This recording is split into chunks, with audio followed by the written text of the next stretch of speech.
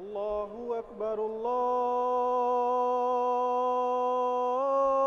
الله أكبر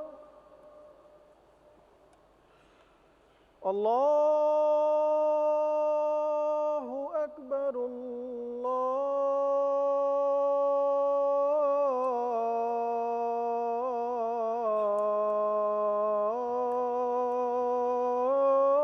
الله أكبر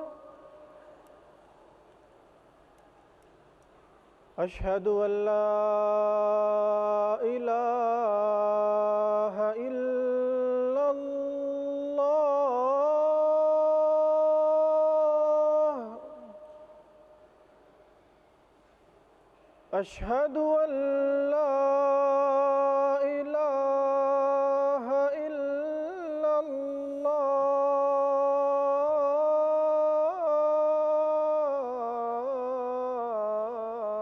الله أشهد أن محمدًا رسول الله أشهد أن محمدًا رسول الله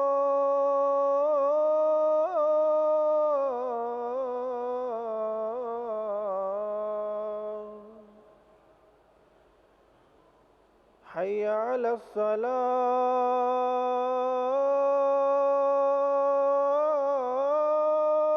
الصلاة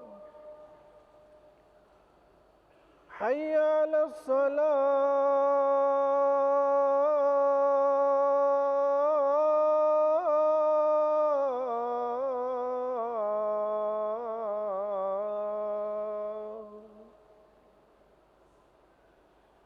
حي على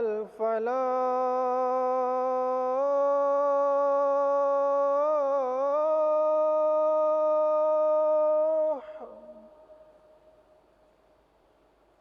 حي على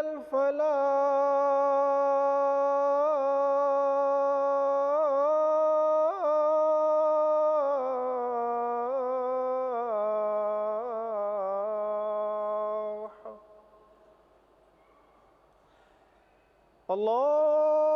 الله أكبر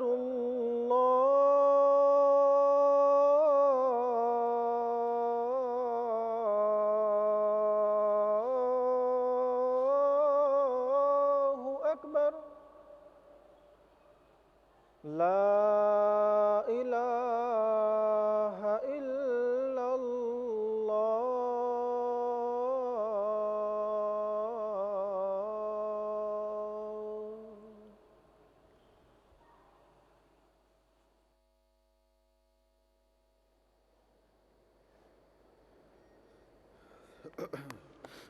السلام علیکم ورحمۃ اللہ۔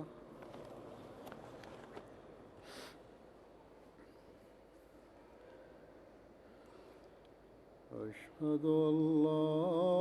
الہ الا اللہ وحدہ لا شریک لہ واشہد ان محمدًا عبدہ ورسولہ اما بعد فاعوذ باللہ من الشیطان الرجیم بسم اللہ الرحمن الرحیم الحمد للہ رب العالمین الرحمن الرحیم مالک یوم الدین إياك نعبد وإياك نستعين اهدنا الصراط المستقيم صراط الذين أنعمت عليهم غير المغضوب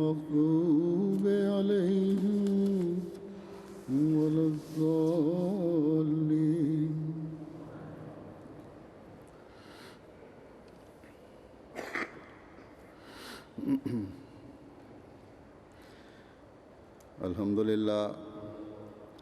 آج جماعت احمدیہ جرمنی کا جلسہ سالانہ شروع ہو رہا ہے۔ اس سال جلسے کی انتظامیہ نے گزشتہ سال کی کمیوں کو سامنے رکھتے ہوئے کچھ بہتری پیدا کرنے کی کوشش کی ہے۔ اس میں سب سے پہلے تو آواز تھی۔ آواز پتہ لگے گا کہ اس میں کس حد تک بہتری ہوئی ہے۔ گزشتہ سال کیونکہ یہاں اس ہال میں، اس کارلسروے میں پہلا جلسہ تھا،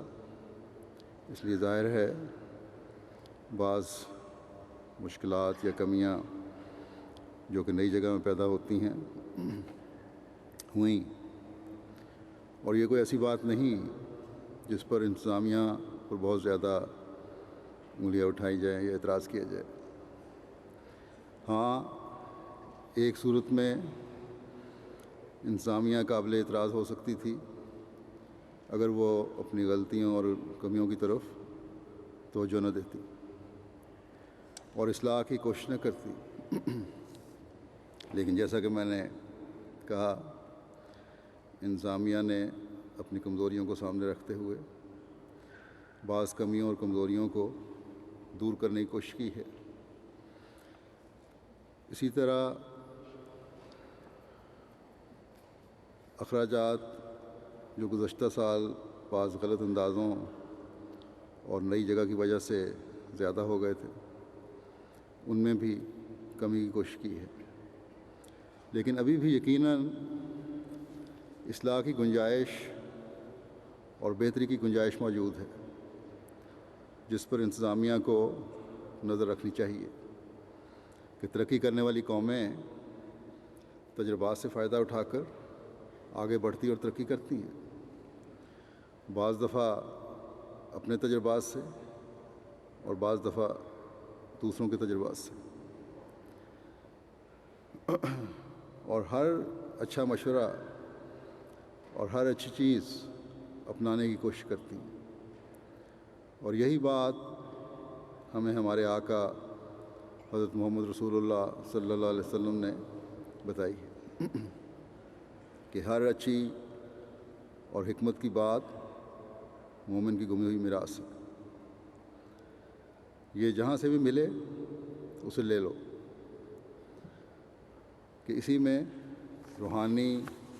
اور مادی ترقی کا راز مضمر ہے۔ گزشتہ سال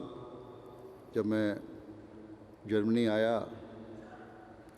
تو میں نے یہی حدیث برلن کے لارڈ میئر یا جو بھی میئر ہیں بڑے، وہاں صوبے کے گورنر کا ہی درجہ رکھتے ہیں، ان کے سامنے کی، تو کہنے لگے کہ اگر یہی تم لوگوں کی تعلیم اور تمہارا عمل ہے تو تم بہت جلد دنیا کو اپنے ساتھ ملا لو گے یا دنیا جیت لو گے۔ کم و بیش یہی مضمون تھا ان کے الفاظ کا، اور انشاءاللہ تعالیٰ یہ تو ہونا ہے۔ تو بہرحال اگر ہم ترقی کرنے والی قوم ہیں، اور یقیناً ہیں، تو پھر ہمیں اپنی کمزوریوں پر آنکھیں نہیں بند کر لینی چاہیے، بلکہ نظر رکھنی چاہیے اور اصلاح کی طرف توجہ دینی چاہیے، اور پھر یہی نہیں کہ صرف دنیاوی نظر سے ہم نے دیکھنا ہے، بلکہ ہم تو اس بات کا دعویٰ کرتے ہیں کہ ہم نے اس زمانے میں حضرت مسیح موعود علیہ الصلوۃ والسلام کو مانا ہے، جو آن حضرت صلی اللہ علیہ وسلم کے اس روئے زمین پر سب سے بڑے عاشق صادق تھے، جو ہمیں اللہ تعالیٰ کے حقوق کی ادائیگی کی طرف توجہ دلانے آئے تھے، جو ہمیں اللہ تعالیٰ کی مخلوق کے حقوق کی ادائیگی کی طرف توجہ دلانے آئے تھے۔ بس یہ سب چیزیں تقاضا کرتی ہیں کہ ہم نے ہر چیز کو، ہر بات کو تقویٰ پر قائم رہتے ہوئے اور تقویٰ کی نظر سے دیکھنا ہے۔ اللہ تعالیٰ کا خوف اور خشیت اپنے دل میں پیدا کرنی ہے، اور اس عہد بیعت کو نبھانا ہے جو ہم نے حضرت مسیح موعود علیہ الصلوۃ والسلام کے ہاتھ پر کیا ہے۔ بس ان باتوں کو سامنے رکھتے ہوئے ہم نے اپنی تمام تر کمزوریوں کو دور کرنا ہے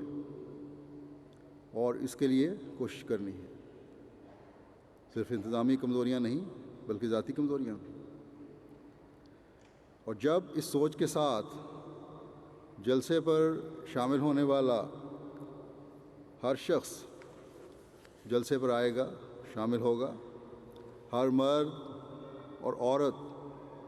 اپنے خیالات کی، اپنی سوچوں کی یہ بلندی رکھے گی، اسی طرح انتظامیہ بھی ان باتوں کو سامنے رکھتے ہوئے، یا یوں کہہ لیں کہ تقویٰ کو سامنے رکھتے ہوئے اپنے انتظامات کو چلائے گی، تو جلسے کی برکات سے پھر شامل ہونے والے بھی اور کارکنان بھی فائدہ اٹھائیں گے، اور من حیث المجموع جماعت کا قدم بھی آگے سے آگے بڑھتا چلا جائے گا انشاءاللہ تعالی۔ ہمیشہ یاد رکھیں کہ جلسہ کے مقاصد بیان فرماتے ہوئے حضرت مسیح موعود علیہ الصلوۃ والسلام نے جہاں عبادتوں، تبلیغ، تقویٰ اور بہت سے دوسرے مقاصد کی طرف توجہ دلائی ہے، وہاں خاص طور پر بندوں کے حقوق اور ان میں سے پھر ہمدردی خلق کی طرف خاص طور پر بہت کچھ کہا ہے۔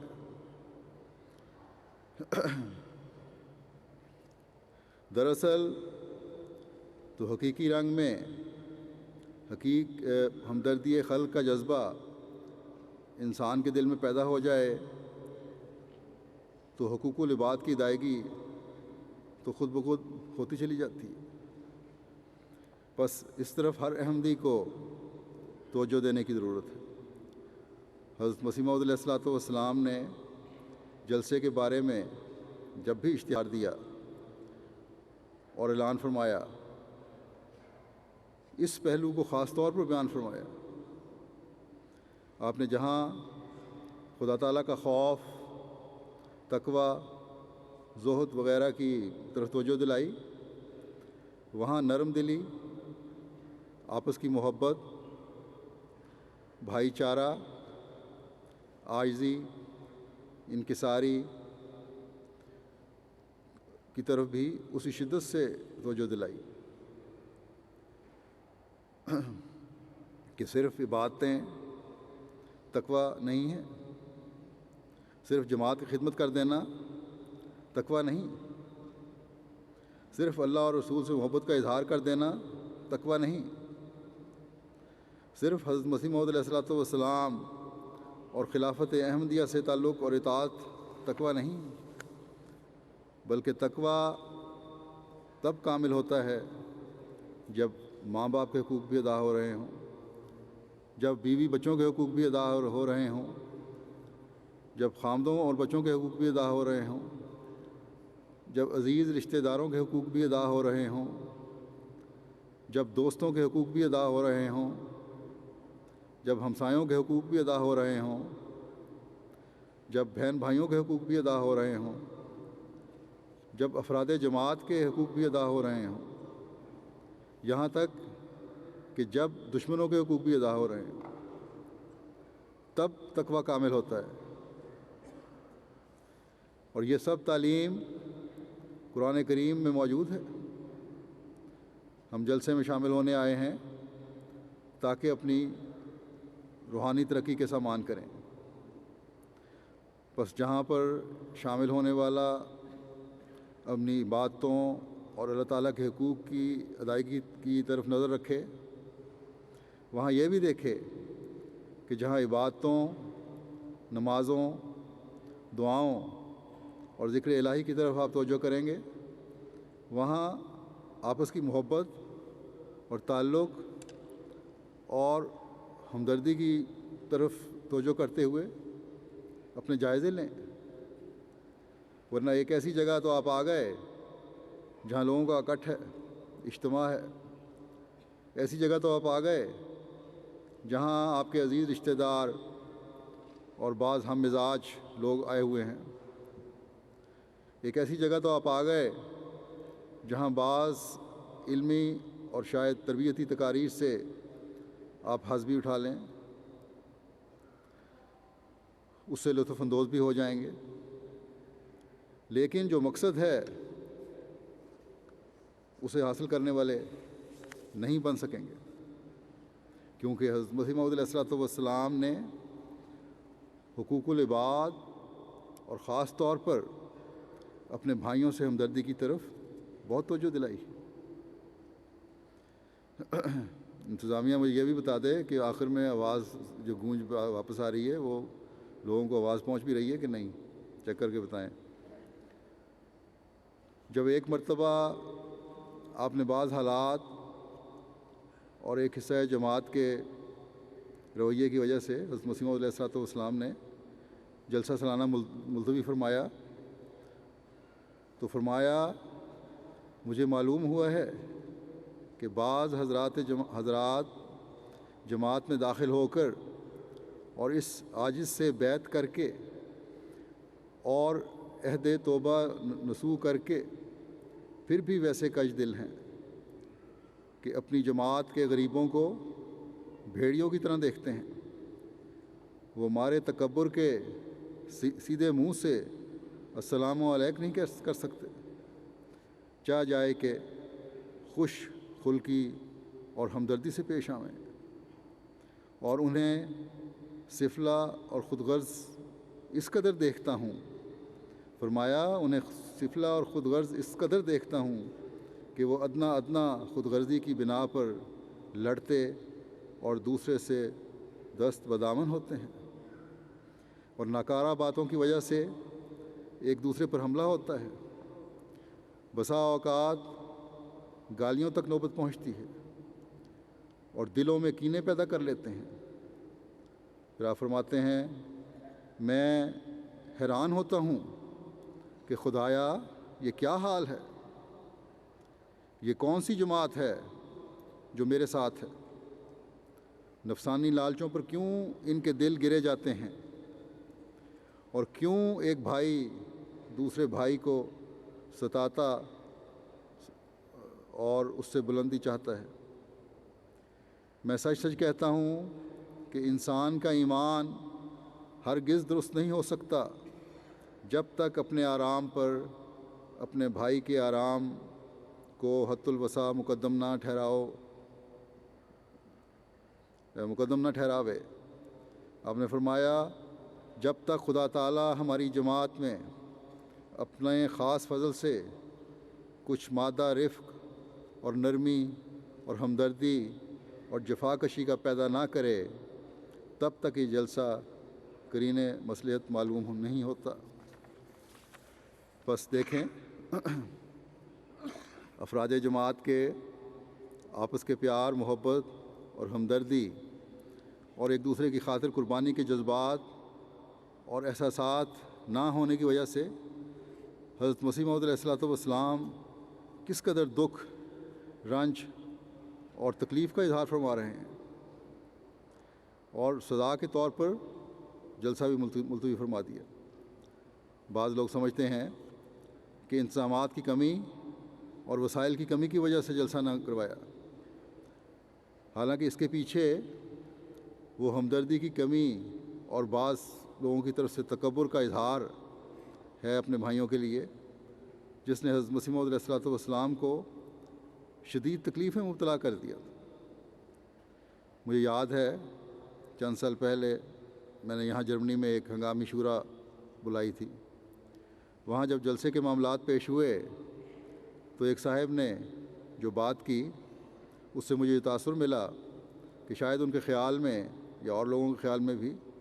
جلسے کا التوا یا نہ ہونا ایک سال وسائل کی کمی کی وجہ سے تھا، حالانکہ یہ وسائل کی کمی ایک ضمنی چیز تھی۔ اصل چیز وہ دکھ تھا جو ایک دوسرے کے لیے ہمدردی کا جذبہ نہ رکھنے کی وجہ سے حضرت مسیح موعود علیہ الصلوۃ والسلام کو پہنچا تھا۔ بس ہمیشہ یاد رکھیں کہ ایک دوسرے کے لیے ہمدردی کے جذبات نہ رکھنا، ایک دوسرے کی عزت اور احترام نہ کرنا کوئی معمولی بات نہیں ہے۔ ہر احمدی کو جب وہ دوسرے کے حقوق ادا نہیں کر رہا ہوتا یا کسی سے ہمدردی کے جذبات نہیں رکھتا، حضرت مسیح موعود علیہ السلام کہ اس فکرے کو سامنے رکھنا چاہیے کہ میں حیران ہوتا ہوں کہ خدایا یہ کیا حال ہے، یہ کون سی جماعت ہے جو میرے ساتھ ہے۔ جیسا کہ میں نے کہا تھا، اس جلسے کا مقصد صرف اللہ تعالیٰ کے حقوق ادا کرنا نہیں، بلکہ حقوق العباد کی ادائیگی کے لیے بھی پاک تبدیلی پیدا کرنا ہے، اور یہ ضروری ہے۔ آپ نے بڑے دکھ سے فرمایا کہ نماز پڑھتے ہیں لیکن نہیں جانتے کہ نماز کیا شے ہے۔ جب تک دل فروتنی کا سجدہ نہ کرے، صرف ظاہری سجدوں پر امید رکھنا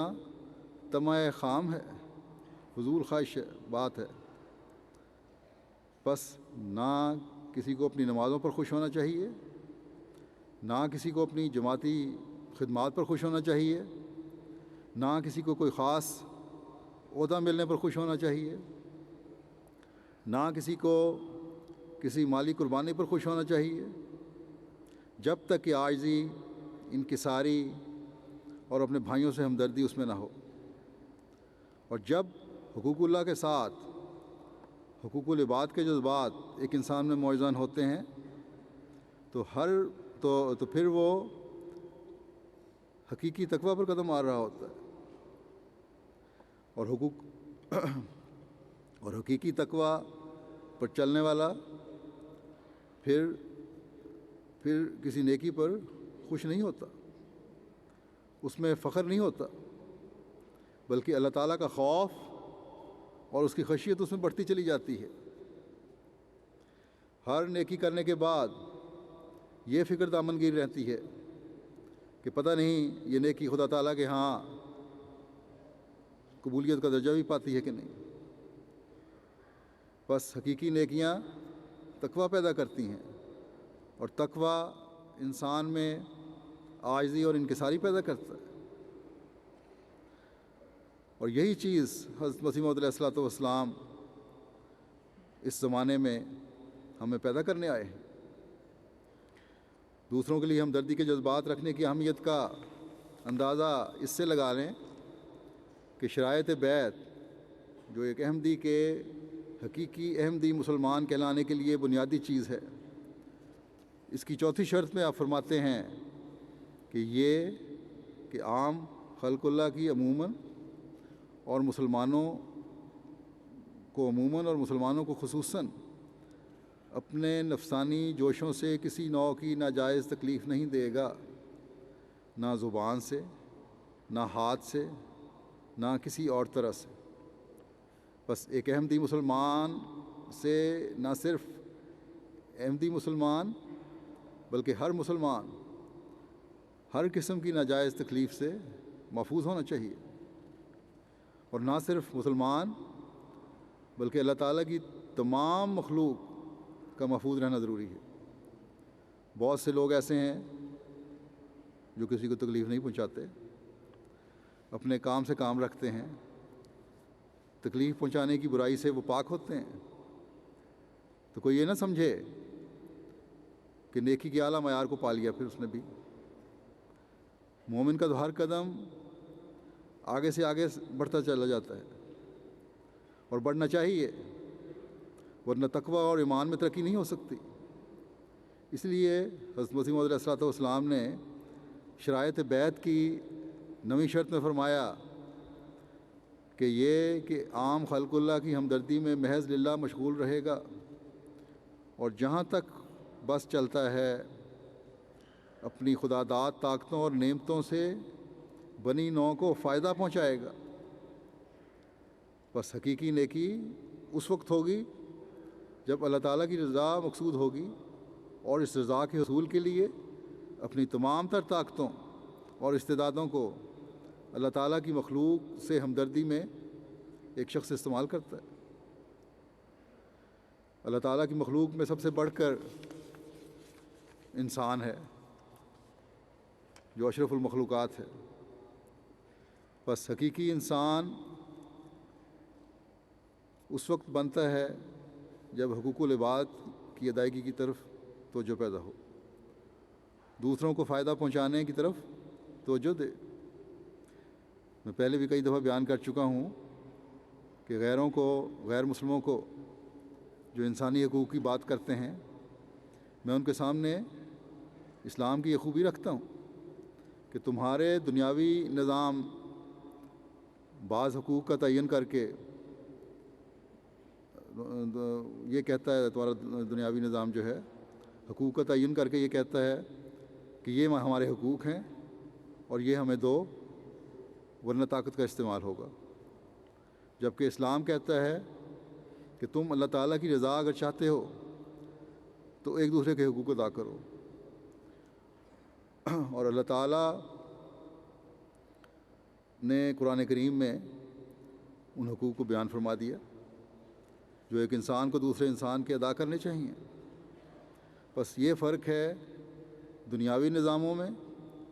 اور خدا تعالیٰ کے بنائے ہوئے نظام میں۔ دنیاوی نظام اکثر اوقات حقوق حاصل کرنے کی باتیں کرتا ہے، اس کے لیے بعض اوقات ناجائز طریق بھی استعمال کیے جاتے ہیں، اور خدا تعالیٰ ہو اگر میری رضا کے طلبگار ہو تو حقوق ادا کرو، نہ صرف یہ کہ کسی مطالبے پر حقوق ادا کرو بلکہ حقوق کی ادائیگی پر نظر رکھ کر حقوق ادا کرو، اور انصاف سے کام لیتے ہوئے یہ حقوق ادا کرو، انسانی ہمدردی کے جذبے سے یہ حقوق ادا کرو۔ اب اگر دیکھیں یہ جذبہ ہمدردی ہر احمدی میں پیدا ہو جائے اور اس کو سامنے رکھتے ہوئے حقوق ادا کرنے کی کوشش کرے تو سوال ہی پیدا نہیں ہوتا کہ جماعت میں جھگڑوں اور مسائل کا سامنا ہو، نظام جماعت کے سامنے مسائل پیدا کیے جائیں۔ خلیفہ وقت کا بہت سا وقت جو ایسے مسائل کو نپٹانے یا کم از کم مہینے میں سینکڑوں خطوط اس نوعیت کے پڑھنے اور ان کا جواب دینے یا انہیں متعلقہ شعبے کو مارک کرنے میں خرچ ہوتا ہے، وہ کسی اور تعمیری کام میں خرچ ہو جائے جو جماعت کے لیے مفید بھی ہو۔ خلیفہ وقت کے پاس جب ایسے معاملات آتے ہیں تو اس نے تو ایسے معاملات کو بہرحال دیکھنا ہی ہے، انتظامی بہتری کے لیے بھی دیکھنا ہے، اصلاح کے لیے بھی، اور ہمدردی کے جذبے کے تحت بھی، کہ کہیں کوئی احمدی خود غرضی میں پڑھ کر اپنے حقوق کی فکر کر کے اور دوسرے کے حقوق مار کر ابتلا میں نہ پڑ جائے اور اللہ تعالیٰ کی ناراضگی کا موجب نہ بن جائے، یا کسی ظلم اور زیادتی کا نشانہ کوئی مظلوم نہ بن جائے۔ بعض مرتبہ ایسے معاملات بھی ہوتے ہیں جو فیصلہ کو لوگ مانتے نہیں،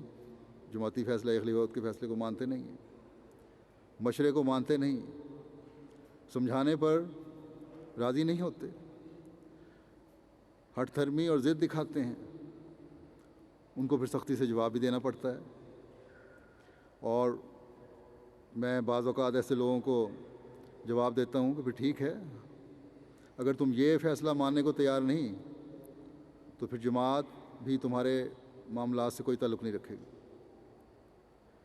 یا بعض دفعہ سختی بھی کی جاتی ہے اور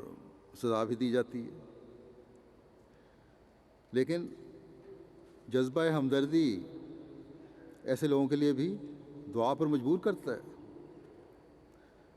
کہ اللہ تعالیٰ ان کو ہدایت دے اور یہ دنیاوی معاملات کی وجہ سے دین کو پس پشت ڈال کر اپنی عاقبت خراب نہ کریں۔ حضرت مسیح موعود علیہ الصلوۃ والسلام نے جو یہ فرمایا ہے کہ ناجائز تکلیف نہیں دے گا، اس سے یہی مراد ہے کہ بعض اوقات بعض معاملات میں دوسرے کو تکلیف تو پہنچ سکتی ہے اور وہ جائز ہوتی ہے، اس کا ایک، جیسا کہ میں نے کہا، اس کا ایک تو مطلب یہی ہے کہ جان بوجھ کر اور ارادتاً کسی کو تکلیف کا نہیں پہنچانی، اور یہی ایک مومن کی شان ہے کہ کبھی ارادتاً کسی کی تکلیف کا باعث نہ بنے، اور کبھی بننا بھی نہیں چاہیے۔ دوسرے یہ کہ بعض اوقات بامر مجبوری بعض ایسے اقدام جو نظام جماعت کو یا خلیفہ وقت کو کرنے پڑتے ہیں جو دوسروں کے لیے تکلیف کا باعث بنتے ہیں، لیکن یہ تکلیف اصلاح کی غرض سے ہوتی ہے، یہ تکلیف اصلاح کی غرض سے دی جاتی ہے، اور یہ ناجائز نہیں ہوتی۔ لیکن اس صورت میں بھی ہمدردی کے جذبے کے تحت جس کو کسی سزا یا تکلیف سے گزرنا پڑ رہا ہو، اس کے لیے دعا ضرور کرنی چاہیے، اور خلیفہ وقت کو تو سب سے زیادہ ایسے حالات سے گزرنا پڑتا ہے جہاں وہ یہ دیکھتا ہے کہ کہیں مجھ سے کسی کو تکلیف تو نہیں پہنچ رہی، کہیں میں جان بوجھ کر جتنی بھی اللہ تعالیٰ نے مجھے صلاحیت دی ہے اس کے مطابق کسی سے بے انصافی کا باعث تو نہیں بن رہا، میرے کسی عمل سے کسی کے گھر کا ناجائز سکون تو برباد نہیں ہو رہا۔ اور پھر یہی نہیں، یہ بھی کہ ایسا طریق اختیار کیا جائے کہ اس سے ہمدردی کا اظہار ہو، اس کی بہتری کے سامان کیے جائیں، اس کی اصلاح کی صورت ہو۔ یہ انصاف اور ہمدردی کے تقاضے ہیں جو خلیفہ وقت میں پورے کرنے ہوتے ہیں، اور ظاہری اسباب کو سامنے رکھتے ہوئے خلیفہ وقت کا کام ہے کہ یہ تقاضے پورے کرے، اور پھر جو نظام جماعت ہے، جو عہدیدار ہیں جو خلیفہ وقت کی طرف سے مقرر کیے جاتے ہیں، ان کا کام ہے کہ اس انصاف اور ہمدردی کے جذبے سے اپنے کام سر انجام دیں۔ جو ایسا نہیں کرتے، جان بوجھ کر اپنی ذمہ داری کا حق ادا نہیں کرتے، وہ امانت میں خیانت کرنے والے ہیں، اور یقیناً خدا تعالیٰ کے حضور پوچھے جائیں گے۔ بس بڑے خوف کا مقام ہے عہدیداران کے لیے بھی، جماعت کے عہدے دنیاوی مقاصد کے لیے نہیں ہوتے، بلکہ اس جذبے کے تحت ہونے چاہیے کہ ہم نے ایک پوزیشن میں آ کر پہلے سے بڑھ کر افراد جماعت کی خدمت کرنی ہے، اور ان سے ہمدردی کرنی ہے، اور ان کی بہتری کی راہیں تلاش کرنی ہیں، اور انہیں اپنے ساتھ لے کر چلنا ہے تاکہ جماعت کے مضبوط بندھن قائم ہوں اور جماعت کی ترقی کی رفتار تیز سے تیز تر ہو۔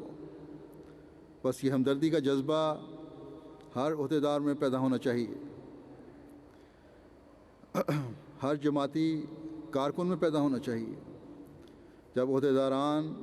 کے اپنے نمونے قائم ہوں گے تو پھر ہی عہدیدار بھی اپنی خدمات کا حق بھی ادا کرنے والے ہوں گے۔ حضرت مسیح موعود علیہ الصلوۃ والسلام فرماتے ہیں کہ خادم القوم ہونا مخدوم بننے کی نشانی ہے، یعنی قوم کے خادم بنیں گے تو بزرگی اور سرداری اللہ تعالیٰ کی طرف سے پھر ملے گی، اور یہ اللہ تعالیٰ کی طرف سے ہی ملتی ہے۔ حضرت صلی اللہ علیہ وسلم نے بھی فرمایا ہے کہ سید القوم خادم ہوں، کہ قوم کا سردار قوم کا خادم ہوتا ہے اور ہونا چاہیے۔ حدیثیں پڑھنے، سنانے اور سننے کا فائدہ تبھی ہے جب ان پر عمل کرنے کی بھی پوری کوشش ہو۔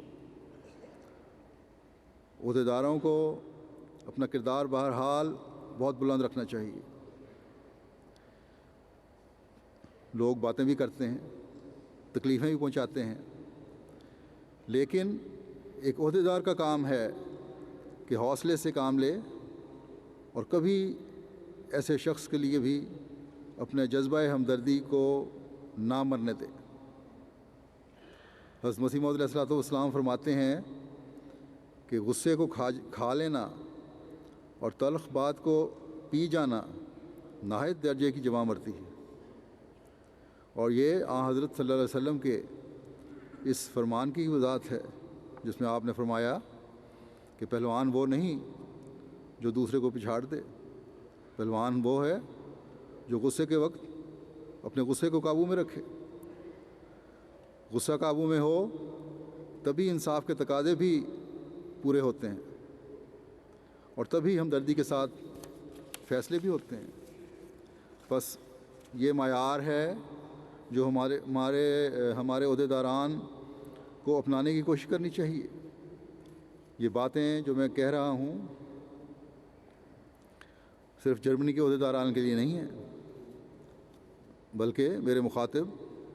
تمام دنیا کے جماعتی عہدیداران ہیں، انگلستان کے بھی، پاکستان کے بھی، ہندوستان کے بھی، اور امریکہ اور کینیڈا کے بھی، اور آسٹریلیا اور انڈونیشیا کے بھی، اور افریقہ کے بھی۔ یہ وضاحت میں اس لیے کر رہا ہوں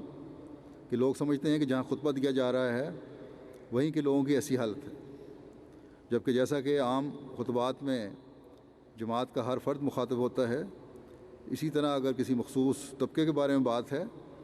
وہ دنیا میں جہاں بھی ہیں وہ سب مخاطب ہیں، کیونکہ اب اللہ تعالیٰ نے MTA کے ذریعے بھی خلیفہ وقت کو اپنی بات پہنچانے کا ایک آسان ذریعہ مہیا فرما دیا ہے، اور یہ سہولت مہیا فرما دی ہے۔ اس لیے مختلف جگہوں پر مختلف باتیں ہوتی رہتی ہیں، اور مخاطب تمام دنیا کی جماعتیں ہوتی ہیں۔ ہاں، یہ یقیناً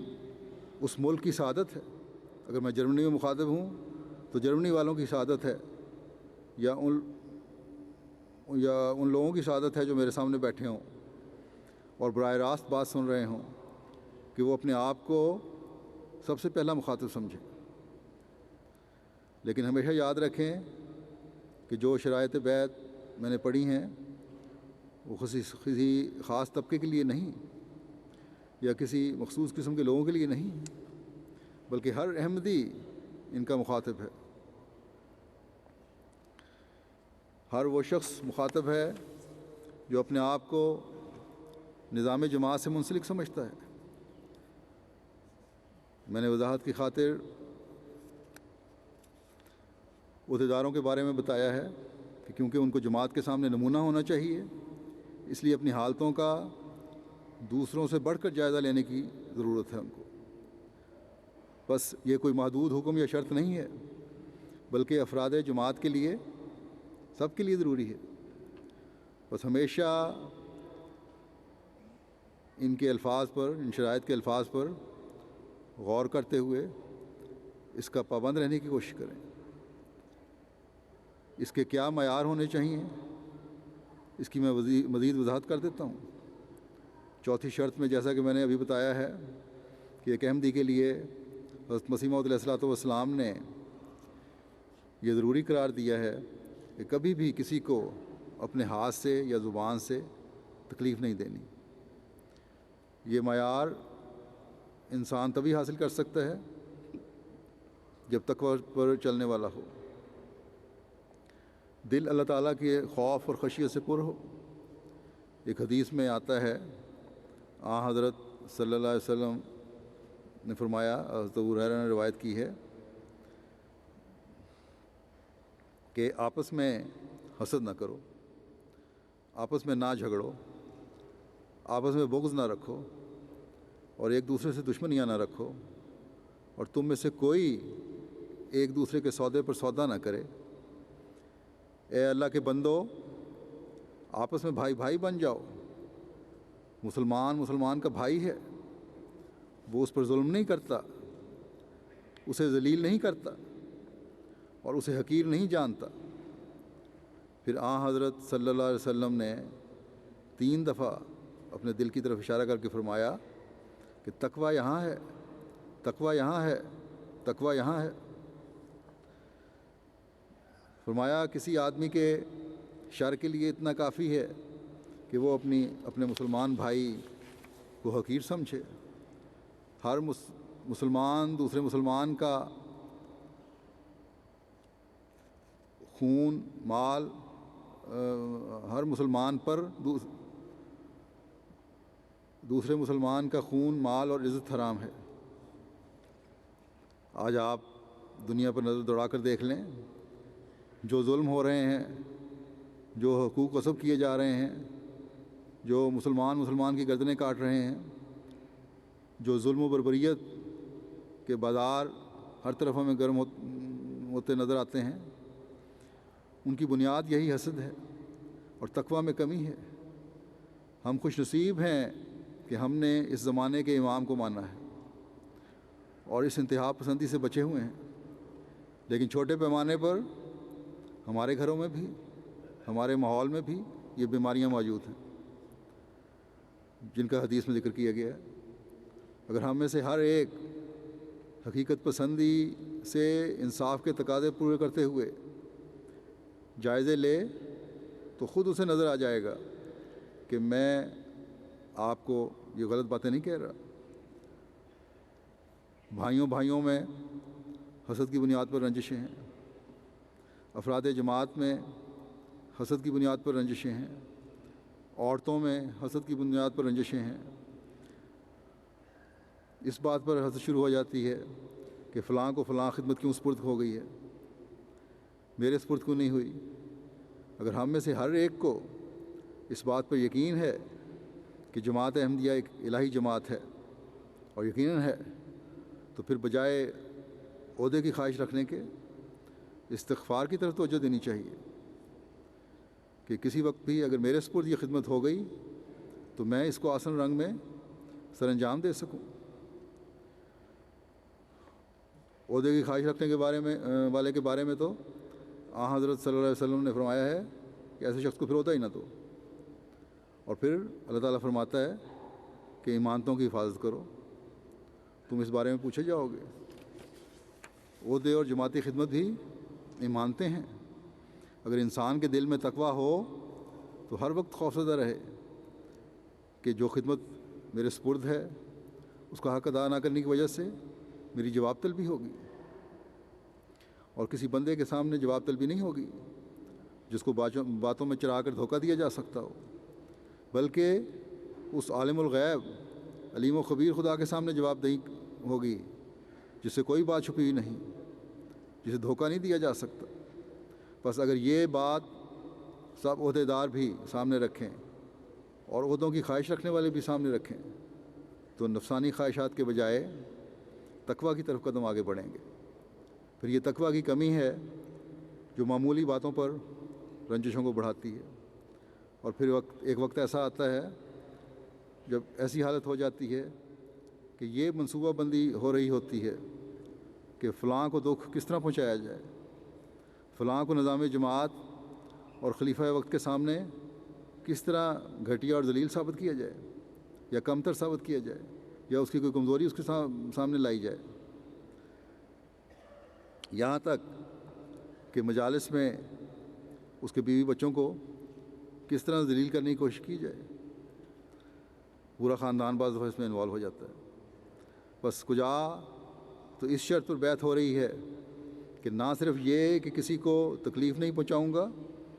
بلکہ ہمدردی کے راستے تلاش کروں گا، فائدہ پہنچانے کی ترکیبیں سوچوں گا، اور کجا یہ عمل ہے۔ بس جیسا کہ میں نے کہا،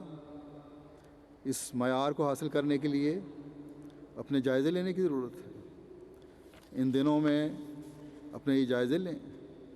اللہ تعالیٰ نے آپ کو یہ دن اصلاح کے لیے مہیا فرمائے ہیں۔ یہ سب باتیں کسی مفروضے کی بنیاد کر کے نہیں میں کہہ رہا، بلکہ حقیقت میں ایسے معاملے سامنے آتے ہیں جو میرے لیے پریشانی کا موجب ہوتے ہیں، شدید شرمندگی کا باعث بنتے ہیں کہ میں دنیا کو یہ بتاتا ہوں کہ جماعت احمدیہ وہ جماعت ہے جو حقوق کی ادائیگی کی راہیں تلاش کرتی ہے، اس مسیح موعود کے ماننے والی ہے جو تقویٰ کی باریک راہوں پر چلانے کے لیے اس زمانے میں خدا تعالیٰ کی طرف سے مبعوث ہوا۔ اور ہمارے بعض افراد کی کیا حالت ہے، ان کو دیکھ کر غیر کیا کہیں گے کہ تمہارے دعوے کیا ہیں اور تمہارے لوگوں کے عمل کیا ہیں۔ بس اگر دنیا میں انقلاب کا ذریعہ ہم نے بننا ہے تو پھر اپنی زندگیوں میں بھی، اپنی حالتوں میں بھی وہ انقلابی کیفیت طاری کرنی ہوگی جس کی زمانے کے امام نے اسلام کی خوبصورت تعلیم کی روشنی میں ہم سے توقع کی ہے۔ پھر اس حدیث میں ایک نصیحت باقیوں کو میں چھوڑتا ہوں۔ حضرت صلی اللہ علیہ وسلم نے ہمیں یہ فرمائی ہے کہ ایک دوسرے کے سودے پر سودا نہ کرو۔ اس کا مطلب صرف اتنا ہی نہیں ہے کہ سودے کو خراب کرنے کے لیے اپنے دلی بغض اور کینے کا اظہار کرنے کے لیے سودا بگاڑنے کی کوشش نہ کرو۔ اپنے بہتر وسائل اور ذرائع کی وجہ سے سودا خراب کرنے کی نیت سے زیادہ قیمت کسی چیز کی لگا لو، بلکہ اس ارشاد میں بڑی وسعت ہے۔ بعض دفعہ دیکھنے میں آتا ہے مثلاً کہ کسی نے ایک جگہ رشتہ کیا ہے، وہ بات چل رہی ہوتی ہے تو اس پر اور رشتہ لے کر دوسرا فریق پہنچ جاتا ہے۔ ایک تو اگر علم میں ہو تو رشتے پر رشتہ کسی احمدی کو نہیں بھیجنا چاہیے، نہ لڑکی والوں کو لے جانا چاہیے نہ لڑکے والوں کو۔ دوسرے، جس لڑکے اور لڑکی کے رشتے کی بات چل رہی ہے انہیں بھی اور ان کے گھر والوں کو بھی پہلے آئے ہوئے رشتے کے بارے میں دعا کر کے فیصلہ کرنا چاہیے، اور بعد میں آنے والے رشتے کو سوچنا بھی نہیں چاہیے، سوائے اس کے کہ دعاؤں کے بعد پہلے رشتے کی دل میں تسلی نہ ہو۔ پھر بعض دفعہ یہ صورتحال بھی بنتی ہے کہ ایک لڑکی کا رشتہ کسی لڑکے سے آیا ہے اور لڑکے یا اس لڑکی کے گھر والوں سے کسی تیسرے شخص کو رنجش ہے، تو لڑکی کے گھر والوں کے پاس پہنچ جاتے ہیں کہ اس میں فلاں فلاں نقص ہے، اور اس سے بہتر رشتہ میں تمہیں بتا دیتا ہوں، اس کا انکار کر دو۔ اور وہ بہتر رشتہ کبھی پھر بتایا ہی نہیں جاتا، اور یوں حسد، بغض اور کینے اور تقویٰ میں کمی کی وجہ سے دو گھروں کو برباد کیا جاتا ہے۔ پھر بعض دفعہ لڑکی والوں اور لڑکی کو بدنام کرنے کے لیے اس طرح کے حربے استعمال کیے جاتے ہیں، اور بیچاری لڑکیوں کو بدنامی کے داغ لگائے جاتے ہیں، اور یہ سب حسد کا نتیجہ ہے۔ گویا ایک گناہ کے بعد دوسرا گناہ پیدا ہوتا چلا جاتا ہے۔ الزام تراشی کی جاتی ہے لڑکیوں پر۔ بس اللہ تعالیٰ کے رسول کے اس حکم پر عمل کریں کہ اپنے دلوں کو تقویٰ سے پر کرو۔ ہر معاملے میں تقویٰ کا اظہار اور استعمال کرو، اور تقویٰ کا معیار تمہارے لیے وہ اسوہ حسنہ ہے جس کے بارے میں قرآن کریم میں خدا تعالیٰ نے تمہیں بتا دیا ہے کہ لقد کان لکم فی رسول اللہ اسوۃ حسنہ، یقیناً تمہارے لیے اللہ تعالیٰ کے رسول میں اسوہ حسنہ ہے۔ آپ نے صرف مومن کی یہی تعریف نہیں کی کہ اس کے شر سے مسلمان محفوظ رہے، بلکہ فرمایا مومن وہ ہے جس سے دوسرے تمام انسان امن میں رہیں۔ اور آپ وہ ہستی تھے جو ہمدردی خلق میں بھی اپنے نمونے کے لحاظ سے انتہا کو پہنچے ہوئے تھے۔ شفقت اور آفت میں بے انتہا میں بھی آپ انتہا کو پہنچے ہوئے تھے، اور کوئی خلق ایسا نہ تھا جس کی انتہائی حدود کو بھی آپ نے نہ پا لیا ہو۔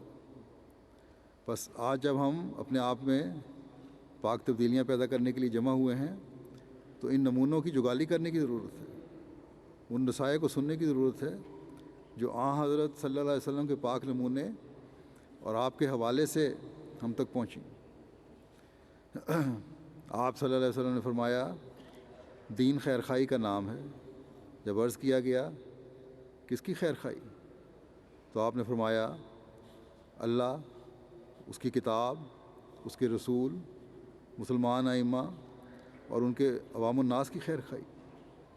بس ایک حقیقی مومن کے لیے کوئی راہ فرار نہیں ہے۔ عوام الناس کی خیر خواہی کے مقام کو بھی اس مقام تک پہنچا دیا جس کی ادائیگی کے بغیر نہ خدا تعالیٰ کا حق ادا ہو سکتا ہے، نہ اس کی کتاب کا حق ادا ہو سکتا ہے، نہ اس کے رسول کا حق ادا ہو سکتا ہے۔ اس بات کو حضرت مسیح موعود علیہ الصلوۃ والسلام نے بھی بیان فرمایا ہے، جس کا مفہوم یہ ہے کہ حقیقی تقویٰ صرف ایک قسم کی نیکی سے حاصل نہیں ہوتا، جب تک کہ تمام قسم کی نیکیوں کو بجا لانے کی کوشش نہ ہو۔ پھر دیکھیں ہمارے آقا و مطاع صلی اللہ علیہ وسلم کے اعلیٰ اخلاق کے اصول کے لیے عاجزی کی انتہائی حدوں کو پہنچی ہوئی دعا۔ وہ نبی جو ہر وقت اپنی جان کو دشمنوں کے لیے بھی ہمدردی کے جذبے کے تحت ہلکان کر رہا تھا، جس کا رواں رواں اپنوں کے لیے سراپا رحمت و شفقت تھا، اپنے رب کے حضور عاجزی اور بے قراری سے یہ دعا کرتا ہے کہ اے میرے اللہ، میں برے اخلاق اور برے اعمال سے اور بری خواہشات سے تیری پناہ چاہتا ہوں۔ بس یہ وہ تقویٰ ہے جس کے بارے میں حضرت صلی اللہ علیہ وسلم نے اپنے دل کی طرف اشارہ کر کے فرمایا تھا کہ وہ یہاں ہے، اور یہ وہ کامل اسوہ ہے جس کی پیروی کا اللہ تعالیٰ نے ہمیں حکم فرمایا ہے۔ بس ہمیں کس قدر اس دعا کی ضرورت ہے، کس قدر اپنے جائزے لینے کی ضرورت ہے، کس قدر ہمیں اپنے گریبان میں جھانک کر شرمندہ ہونے کی ضرورت ہے۔ پھر آپ فرماتے ہیں جس شخص نے کسی مسلمان کی دنیاوی بے چینی اور تکلیف کو دور کیا، اللہ تعالیٰ قیامت کے دن اس کی بے چینیوں اور تکلیفوں کو اس سے دور کر دے گا، اور جس نے کسی تنگ دست کو آرام پہنچایا اور اس کے لیے آسانی مہیا کی، اللہ تعالیٰ آخرت میں اس کے لیے آسانیاں مہیا کرے گا۔ جس نے کسی مسلمان کی پردہ پوشی کی، اللہ تعالیٰ آخرت میں اس کی پردہ پوشی کرے گا۔ اللہ تعالیٰ اس بندے کی مدد کے لیے تیار رہتا ہے جو اپنے بھائی کی مدد کے لیے تیار ہو۔ بس کون ہے جو یہ دعویٰ کرے کہ میں قیامت کے دن تمام قسم کی بے چینیوں سے پاک رہوں گا؟ کون ہے جو اپنے عمل پر نازاں ہو کہ میں نے بہت نیک اعمال کو کما لیا ہے، بہت نیک عمل کر لیے ہیں؟ بس یہ دنیا تو بڑے خوف کا مقام ہے۔ ہر دم ہر لمحہ اس فکر میں ایک مومن کو رہنا چاہیے کہ اللہ تعالیٰ کے بتائے ہوئے راستے پر چلتے ہوئے نیکیوں کی توفیق پاؤں۔ پتہ نہیں کون سی چیز مجھے خدا تعالیٰ کے قریب کر دے، میری بخشش کا سامان کر دے۔ کتنا پیارا ہمارا خدا ہے اور کتنا پیارا ہمارا رسول ہے، جس نے ہر عمل کے بارے میں کھول کر بتا دیا، کسی عمل کو بھی کم اہمیت نہیں دی۔ بس کتنے خوش قسمت ہیں وہ جو اپنے خدا کو راضی کرنے اور اپنی عاقبت کو سنوارنے کی کوشش میں لگے رہتے ہیں۔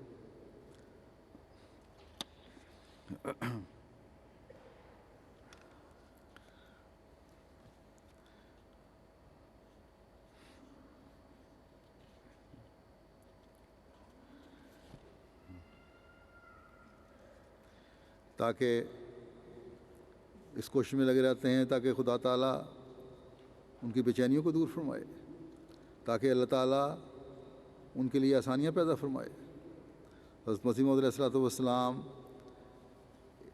ایک دوسرے سے ہمدردی اور شفقت کے بارے میں ایک جگہ فرماتے ہیں، نوع انسان پر شفقت اور اس سے ہمدردی کرنا بہت بڑی عبادت ہے، اور اللہ تعالیٰ کی رضا حاصل کرنے کے لیے یہ ایک زبردست ذریعہ ہے، مگر میں دیکھتا ہوں کہ اس پہلو میں بڑی کمزوری ظاہر کی جاتی ہے۔ دوسروں کو حقیر سمجھا جاتا ہے، ان پر ٹھٹھے کیے جاتے ہیں۔ ان کی خبرگیری کرنا اور کسی مصیبت اور مشکل میں مدد دینا تو بڑی بات ہے، یہ تو بہت بڑی بات ہے کہ خبرگیری کی جائے، ان کو تو مذاق اڑایا جاتا ہے، ٹھٹھے کیے جاتے ہیں۔ پھر آپ فرماتے ہیں بس مخلوق کی ہمدردی ایسی شے ہے کہ اگر انسان اسے چھوڑ دے اور اس سے دور ہوتا جاوے تو رفتہ رفتہ پھر وہ درندہ ہو جاتا ہے۔ انسان کی انسانیت کا یہی تقاضا ہے، اور وہ اسی وقت تک انسان ہے جب تک اپنے دوسرے بھائی کے ساتھ مروت، سلوک اور احسان سے کام لیتا ہے، اور اس میں کسی قسم کی تفریق نہیں ہے۔ پھر حضرت اقدس مسیح موعود علیہ الصلوۃ والسلام فرماتے ہیں، اسلام کی خوبی بیان کرتے ہوئے، مسلمانوں کی خوبی بیان کرتے ہوئے دوسرے مذاہب کے مقابلے میں، کہ قرآن شریف نے جس قدر والدین اور اولاد اور دیگر اقارب اور مساکین کے حقوق بیان کیے ہیں، میں نہیں خیال کرتا کہ وہ حقوق کسی اور کتاب میں لکھے گئے ہوں، جیسا کہ اللہ تعالیٰ فرماتا ہے وَاعْبُدُوا اللَّهَ وَلَا تُشْرِكُوا بِهِ شَيْئًا وَبِالْوَالِدَيْنِ إِحْسَانًا وَبِذِي الْقُرْبَى وَالْيَتَامَى وَالْمَسَاكِينِ وَالْجَارِ ذِي الْقُرْبَى وَالْجَارِ الْجُنُبِ وَالصَّاحِبِ بِالْجَنبِ وَابْنِ السَّبِيلِ وَمَا مَلَكَتْ أَيْمَانُكُمْ إِنَّ اللَّهَ لَا يُحِبُّ مَنْ كَانَ مُخْتَالًا فَخُورًا۔ تم خدا کی پرستش کرو اور اس کے ساتھ کسی کو مت شریک ٹھہراؤ، اور اپنے ماں باپ سے احسان کرو اور ان سے بھی احسان کرو جو تمہارے قرابتی ہیں۔ اس فقرے میں اولاد اور بھائی اور قریب اور دور کے تمام رشتہ دار آ گئے، اور پھر فرمایا کہ یتیموں کے ساتھ بھی احسان کرو اور مسکینوں کے ساتھ بھی، اور جو ایسے ہمسائے ہوں جو قرابت والے بھی ہوں اور ایسے ہمسائے ہوں جو محض اجنبی ہوں، اور ایسے رفیق بھی جو کسی کام میں شریک ہوں یا کسی سفر میں شریک ہوں یا نماز میں شریک ہوں یا علم دین حاصل کرنے میں شریک ہوں، اور وہ لوگ جو مسافر ہیں، اور وہ تمام جاندار جو تمہارے قبضے میں ہیں، سب کے ساتھ احسان کرو۔ خدا ایسے شخص کو دوست نہیں رکھتا جو تکبر کرنے والا اور شیخی مارنے والا ہو، جو دوسروں پر رحم نہیں کرتا۔ پھر ایک جگہ آپ فرماتے ہیں اس کے بندوں پر رحم کرو اور ان پر زبان یا ہاتھ یا کسی تدبیر سے ظلم نہ کرو، اور مخلوق کی بھلائی کے لیے کوشش کرتے رہو اور کسی پر تکبر نہ کرو، گو اپنا ماتحت ہو، اور کسی کو گالی مت دو، گو وہ گالی دیتا ہو۔ غریب اور حلیم اور نیک نیت اور مخلوق کے ہمدرد بن جاؤ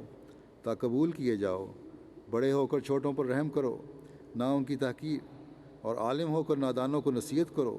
نہ خود نمائی سے ان کی تذلیل، اور امیر ہو کر غریبوں کی خدمت کرو، نہ خود پسندی سے ان پر تکبر۔ ہلاکت کی راہوں سے ڈرو۔ بس یہ حضرت مسیح موعود علیہ السلام کی اپنی جماعت کے افراد کے لیے تعلیم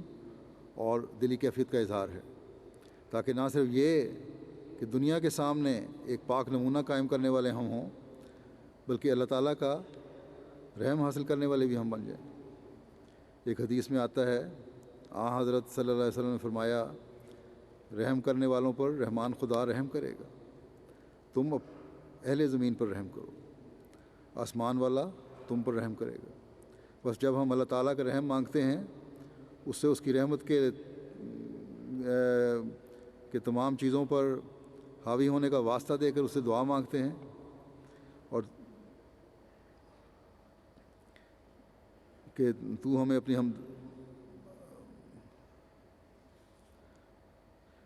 تو پھر ہمیں اپنی ہمدردی خلق کے جذبے کو بھی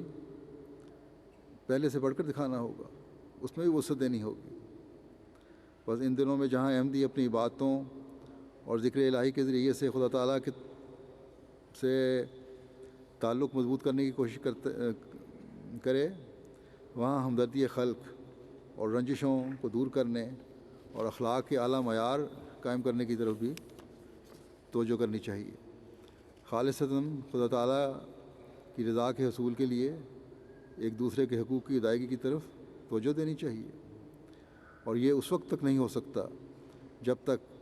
دلوں کی قدورتیں اور رنجشیں دور نہ ہوں۔ اصل ہمدردی خلق کا جذبہ تو وہیں ظاہر ہوتا ہے جہاں ہر ایک سے بلا امتیاز اور بلا تخصیص ہمدردی کا جذبہ ہو، اور یہی ہمدردی کا جذبہ پھر ایک دوسرے کے لیے دعاؤں کی طرف بھی توجہ دلاتا ہے، اور پھر آپس کی دعاؤں سے تقویٰ کا قیام عمل میں آتا ہے۔ دلوں اور روحوں کی پاکیزگی کے سامان ہوتے ہیں، اور حقوق العباد کی ادائیگی کے نئے معیار قائم ہوتے ہیں۔ بس جس بات پر حضرت مسیح موعود علیہ السلام نے ہم سے عہد بیعت لیا ہے، یہ کوئی معمولی چیز نہیں ہے، یہ ہماری حالتوں میں انقلاب لانے کے لیے بھی بہت ضروری ہے۔ اللہ تعالیٰ کی رضا کے حصول کے لیے بھی ضروری ہے اور معاشرے میں اسلام کی خوبصورت تعلیم پھیلانے اور انقلاب لانے کے لیے بھی ضروری ہے۔ بس ان دنوں میں اس جذبے کو بڑھانے اور بڑھاتے چلے جانے کی کوشش کریں اور دعائیں بھی کریں کہ اللہ تعالیٰ سب کو اس کی توفیق عطا فرمائے۔ اللہ تعالیٰ سب کو حضرت مسیح موعود علیہ السلام کی دعاؤں کو وارث بنائے۔ ہم میں سے ہر ایک جلسے کی برکات کو سمیٹنے والا ہو۔ ہماری نسلیں بھی احمدیت کے ساتھ مضبوطی سے جڑی رہیں اور ایک روحانی انقلاب اپنی حالتوں میں پیدا کرنے والی ہوں۔ اللہ تعالیٰ ان دنوں میں اور آئندہ بھی ہمیشہ جماعت کے افراد کو دشمنوں کے ہر شر سے محفوظ رکھے۔ ہمدردی کے جذبے کے تحت یہ بھی دعائیں کریں کہ خدا تعالیٰ اس تباہی سے دنیا کو بچا لے جس کی طرف یہ بڑی تیزی سے بڑھ رہی ہے۔ مسلم امہ کے اور مسلمان حکومتوں کے لیے بھی دعائیں کریں۔ یہ بھی آج کل بڑے ابتلا میں آئی ہوئی ہیں اور اپنے جائزے لینے کی کوشش نہیں کرتی کہ کس وجہ سے یہ ابتلا میں آئی ہوئی ہیں۔ اللہ تعالیٰ ان کو زمانے کے امام کو ماننے کی توفیق عطا فرمائے۔ اسی طرح ایک دو اور باتوں کی طرف توجہ دلانی چاہتا ہوں کہ نمازوں کی طرف بھی خاص توجہ ان دنوں میں رکھیں۔ صبح فجر کی نماز بھی میں نے دیکھا تھا، لوگ یہاں ہال میں سوئے ہوئے تھے اور نماز بھی ہو گئی تو سوئے رہے، حالانکہ تہجد بھی یہاں پڑھی گئی تھی، پھر نماز بھی پڑھی گئی، لیکن اکثر تو نہیں، بعض ان میں سے جوان بھی تھے، سوئے تھے۔ اگر کوئی بیمار بھی ہے تو نماز پڑھنا تو بہرحال ضروری ہے، اٹھ کے نماز پڑھیں اور پھر سوئیں، لیکن یہ نمونہ یہاں ہال میں قائم نہیں ہونا چاہیے۔ آئندہ انتظامیہ کو بھی دیکھنا چاہیے، شعبہ تربیت جو ہے ان کو ہر ایک کو جگانا چاہیے۔ اسی طرح میں نے کل کارکنان کو بھی کہا تھا، سب کو کہتا ہوں کہ سیکیورٹی پہ نظر رکھنا، یہ نہ سمجھیں کہ ہم ایک ہال میں بند ہیں تو بڑا اچھے سیکیورٹی کے انتظامات ہیں، بے شک ہیں، لیکن تب بھی ہر ایک کو اپنے ماحول پہ دائیں بائیں نظر رکھنی چاہیے، کسی قسم کی شرارت سے اللہ تعالیٰ ہر ایک کو محفوظ رکھے۔ دوسرے، اب خطبے کے بعد، جمعے کے بعد، نمازوں کے بعد میں ایک جنازہ غائب بھی پڑھاؤں گا جو مکرمہ سیدہ امت اللہ بیگم صاحبہ کا ہے، جو حضرت ڈاکٹر میر محمد اسماعیل صاحب کی بیٹی تھیں، جن کی کل وفات ہوئی ہے، انا للہ و انا الیہ راجعون، 92 سال کی عمر میں۔ آپ سیدہ چھوٹی آپا ام بطین صاحبہ کے سے چھوٹی تھیں، دوسرے نمبر پر تھیں، اور میٹرک کی تعلیم کے بعد دینیات کلاس پاس کی۔ یہ مکرم پیر صلاح الدین صاحب مرحوم کی اہلیہ تھیں، جو حکومت میں ڈپٹی کمشنر کے عہدے پہ یا بڑے بڑے سرکاری عہدے سے ریٹائر ہوئے تھے۔ 1943 سے لے کے 44 میں ملتان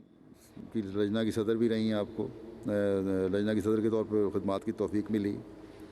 پارٹیشن کے فوراً بعد راولپنڈی میں سیکٹری مال اور دیگر جماعتی عہدوں پر فائز رہیں۔ 1971 میں آپ کو اپنے خاوند کے ساتھ حج کرنے کی سعادت بھی نصیب ہوئی، اور یہ خوبی جو ان کی تھی، جو ہر ایک نے ان کے بارے میں لکھی ہے، وہ یہ تھی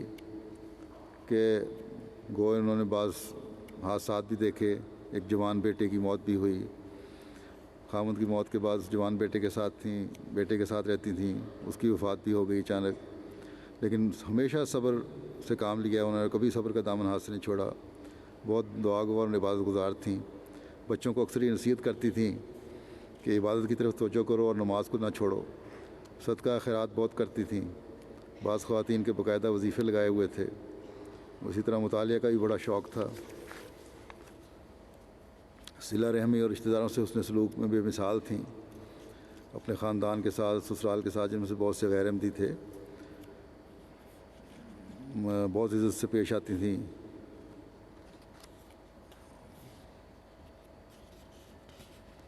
سسرال والے بھی آپ کی نصائح اور باتوں کو بہت احترام کیا کرتے تھے۔ اسی طرح قرآن کریم پڑھانے کا بہت شوق تھا، جہاں بھی آپ رہی ہیں وہاں قرآن کریم بچوں کو پڑھایا کرتی تھیں۔ قرآن کریم پڑھانے سے قبل پوری تیاری کیا کرتی تھیں، اس کے نوٹس لیا کرتی تھیں، اور اکثر تکبر سے بچنے کی تلقین کیا کرتی تھیں اپنے بچوں کو. پھر کہتی تھیں کہ جو رشتہ دار کم تعلیم یافتہ ہیں ان کے بارے میں کہا کرتی تھیں کہ ان کے ساتھ کبھی تکبر سے پیش نہ ہو، اور فرماتی تھیں کہ بوریہ نشینوں کے ساتھ بوریہ نشین ہو جاتے ہیں. اللہ تعالیٰ مرحومہ کے درجات بلند فرمائے اور ان کی اولاد کو بھی خلافت سے وابستہ رکھے، جماعت سے وابستہ رکھے، اور نیکیوں کی توفیق عطا فرمائے.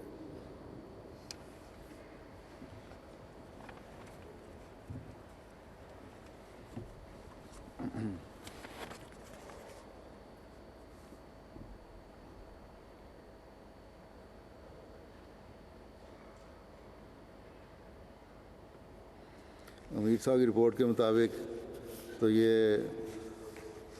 آواز اچھی رہی، لجنہ میں بھی اچھی رہی اور مردوں میں بھی بہت اچھی رہی، لیکن پتہ نہیں ایکو کیوں واپس آ رہی تھی، دوبارہ میرے الفاظ واپس آ رہے تھے. بہرحال اگر اچھی رہی تو الحمدللہ، اور اگر بہتری کی ضرورت ہے تو مزید بہتری کریں. الحمد للہ نحمده ونستعینه ونستغفره ونؤمن به ونتوکل علیہ ونعوذ باللہ من شرور انفسنا ومن سیئات اعمالنا من يهده الله فلا مضل له